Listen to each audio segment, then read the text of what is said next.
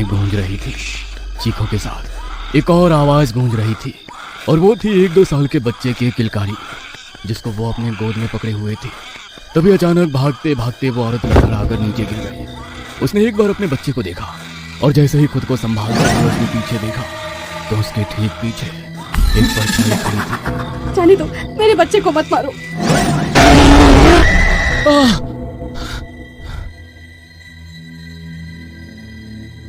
क्या हुआ मेरे बच्चे को? क्या फिर से वही सपना देखा? हाँ, फिर से वही औरत जो पागलों की तरह अपने बच्चे को लेकर भाग रही थी, और फिर वही साया। पता नहीं मुझे यही सपना बार बार क्यों आ रहा है। कोई बात नहीं मेरे बच्चे, सब ठीक हो जाएगा। मैं इसीलिए तो इतनी पूजा पाठ और जाप करती हूँ कि तू सुकून से रहे। पर कुछ करो माँ। तू फिक्र मत कर, मैं कल ही पंडित जी से मिली थी। उन्होंने एक मंत्र दिया है, आज रात उसका जाप करूंगी। भगवान ने चाहा तो सब ठीक हो जाएगा। नमन और उसकी माँ वैसे तो उत्तर प्रदेश के एक छोटे से गांव के रहने वाले थे, लेकिन उसके पिता के देहांत के बाद वो लोग अब उत्तराखंड में रहा करते थे। नमन कभी भी अपने गांव जाने की बात करता तो ममता हमेशा उसे मना कर देती थी। वो वैसे भी एक बहुत धार्मिक औरत थी, लेकिन नमन के इन सपनों के चलते वो अब कुछ ज्यादा ही धार्मिक क्रियाकलापों में लगी रहती थी। रात के तकरीबन 2:30 बज रहे थे। ममता एक सफेद आटे से बने घेरे में बैठकर कुछ मंत्र बुदबुदा रही थी। ओम क्लीम शीम, ओम क्लीम शीम, ओम क्लीम शीम। तभी नमन की नींद टूट जाती है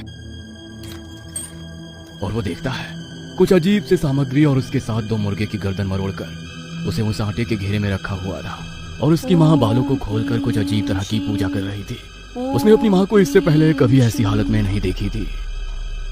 माँ, अब रात के 2:30 बजे ये कौन सी पूजा कर रही हो, और ये क्या हालत बना रखी है आपने अपनी?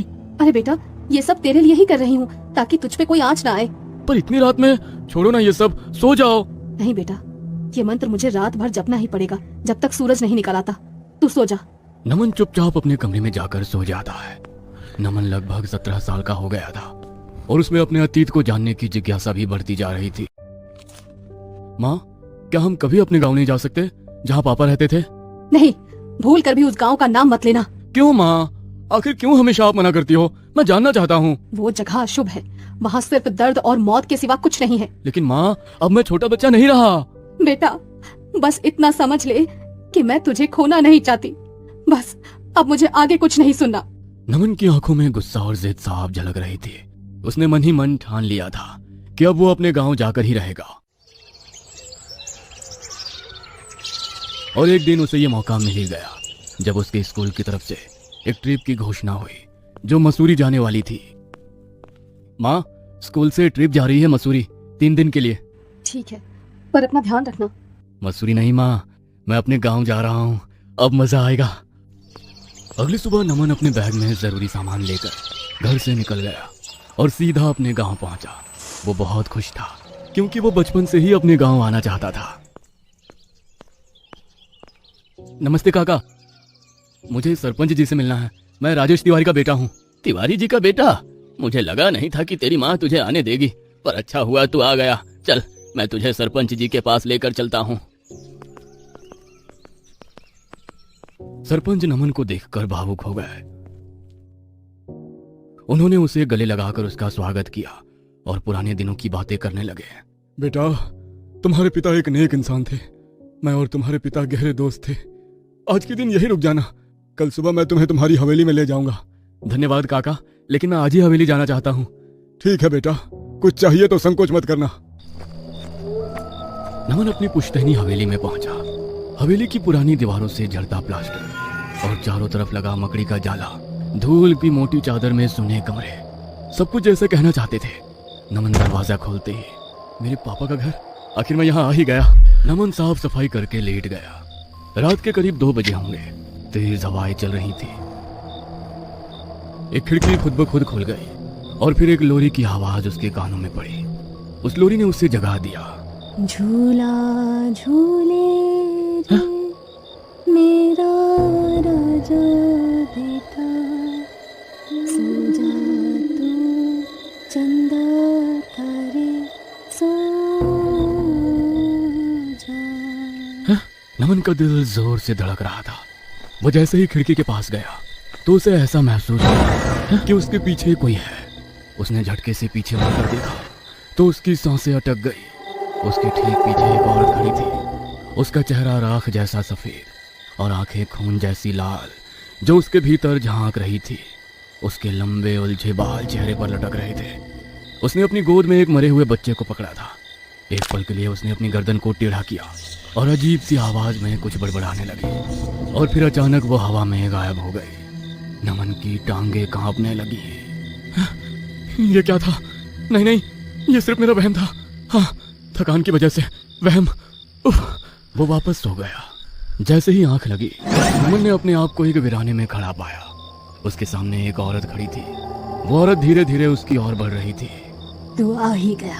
अब यही तो तेरी असली जगह है। तेरा ही इंतजार था मुझे।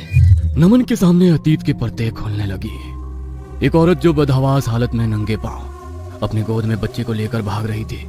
उसके पीछे कोई था, कोई खौफनाक साया। और फिर अचानक वो औरत गिरती है और उसके सामने वही चेहरा जो नमन ने सपने में देखा था। मेरे बच्चे को बचा लो, कोई तो इसे बचा लो। नमन चीखते हुए उठा। उसका शरीर पसीने से भीगा था। दिल बेतहाशा धड़क रहा था। ये क्या था? कौन थी वो? क्यों दिख रहा है मुझे?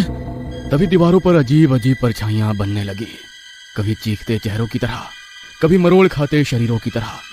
तभी पीछे ठक ठक ठक की धीमी आवाज आई, जैसे कोई चलता हुआ पास आ रहा हो। नमन ने कांपते हुए पीछे मुड़कर देखा। एक औरत का साया, उसका शरीर जमीन से कुछ इंच ऊपर हवा में तैर रहा था। कौन हो तुम? बोलो, कौन हो तुम? वो रुक गई। उसकी आंखों से काले आंसू बह रहे थे। नमन की आंखें अचानक उलट गई और वो धड़ाम से जमीन पर गिर पड़ा। अगली सुबह बदहवास हालत में उसकी आंख खुली तो वो पसीने से तरबतर था। कपड़े मिट्टी में सने हुए थे। बिना कुछ सोचे समझे वो उठकर भागा और सीधे सरपंच के घर जा पहुंचा। उसकी सांसें फूली हुई थी और आंखों में वही डर, जैसे किसी ने मौत को करीब से देखा हो। सरपंच जी, कुछ बहुत अजीब हो रहा है। उस हवेली में कोई औरत है जो सपनों में आती है और अब तो वो जागते हुए भी दिखने लगी है। बहुत दिन से वो घर बंद था बेटा। शायद कोई आत्मा का वास हो गया होगा। मैं पंडित जी से बात करता हूँ, शायद घर की शांति करनी होगी। उस दिन दोपहर में घर की शांति के लिए हवन किया गया, लेकिन उससे कोई फायदा नहीं हुआ। अब नमन को समझ में आ गया था कि माँ शायद सही कहती थी। यहाँ कुछ है, कुछ बहुत भयानक। उसने फैसला किया कि वो गांव छोड़कर वापस उत्तराखंड चला जाएगा। उसने बैग में कपड़े डाले और निकलने लगा। तभी इतनी जल्दी कहाँ जा रहे हो? दरवाजे के सामने वही औरत खड़ी थी। काली का लहूलुहान चेहरा, आंखों से झरता काला खून। तुम कौन हो? और मैं पड़ चुका था। क्या हुआ नमन? सरपंच जी, मैंने उससे बात की।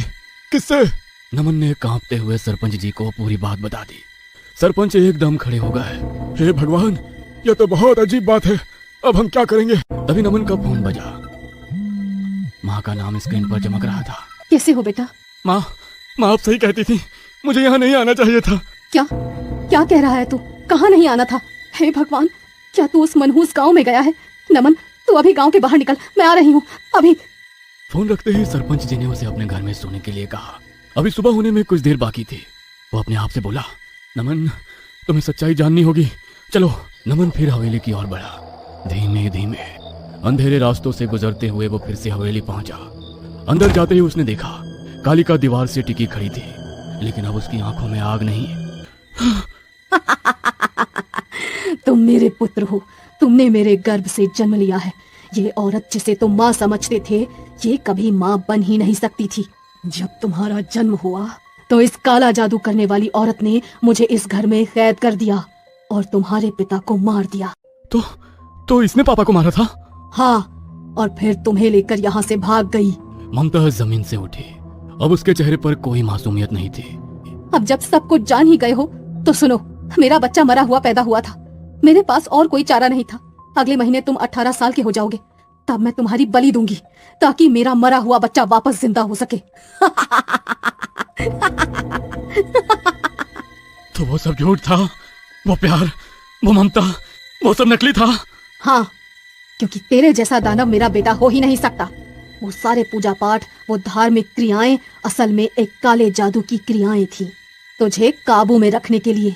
नमन के भीतर कुछ टूट गया था, पर उससे पहले कि वो कुछ और सोच पाता, ममता ने जोर से आंखें मूंदी और तेज आवाज में किसी प्राचीन भाषा में मंत्र बुदबुदाने लगी। कालिका कांपने लगी, उसके शरीर से धुआं उठने लगा। नमन की आंखों के आगे अंधेरा छा गया और उसके कानों में गूंज सुनाई देने लगी। तुम दोनों का अंत आज ही होगा। कहने को मैं कालिका हूँ, लेकिन असली राक्षसी तो तू है ममता। रुक जा। ममता ने कोई प्रतीक अपने माथे पर खींचा और जमीन के नीचे से काली लपटें उठने लगी। पर तभी नमन की आंखें खून जैसी लाल हो गई। उसने एक चीख मारी और ऐसी चीख जिससे हवेली की दीवारें कांप गई। उसका शरीर भयानक रूप लेने लगा। नहीं, तुम ये कैसे संभव है? अब तेरा अंत तय है ममता। कालिका अब अपने सच्चे रूप में थी, आग से घिरी आंखों